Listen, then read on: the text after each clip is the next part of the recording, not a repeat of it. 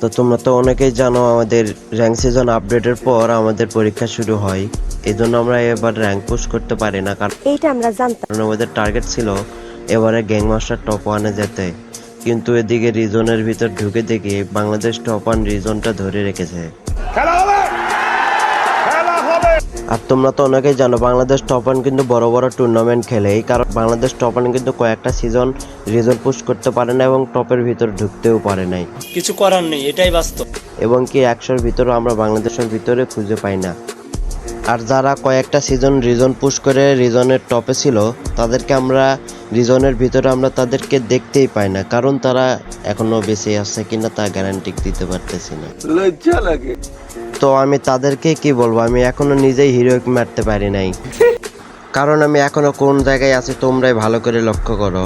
তো তোমরা যদি একটু লক্ষ্য করো তাহলে তোমরা দেখতে পারতেছো আমি এখনো কিন্তু ডায়মন্ড 2-ই পড়ে আছি, কারণ পরীক্ষার কয়টা দিন আমি গেমে ঢুকতেই পারিনি, এই জন্য আমি কিছু দেখতেও পারি নাই।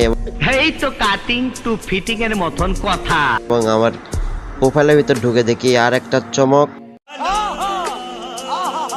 আর এত কষ্ট করার পর দেখি আমার 73 লেভেল ডান। আমি নিজেও জানি না, বাট কিছু করার নাই, কারণ আমি গেমে ঢুকতে পারি নাই। সবার অঙ্ক মেলে, আমার অঙ্ক মেলে না। ওমা, আমরা গেমে ঢুকে দেখি আমাদের গেমের নতুন ইভেন্ট চলে এসেছে, আবারও পোপোজি মোড ব্যাক দিয়েছে। আমি মিথ্যে বললেও গেরিনা কখনো মিথ্যে বলে নাই।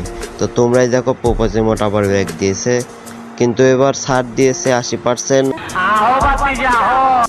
কারণ আমরা যদি এখন একটা স্পিন মারি তাহলে আমাদের ডায়মন্ড লাগতেছে 4 ডায়মন্ড, আর আমরা যদি 10টা স্পিন মারি তাহলে আমাদের ডায়মন্ড লাগতেছে মাত্র 40 ডায়মন্ড।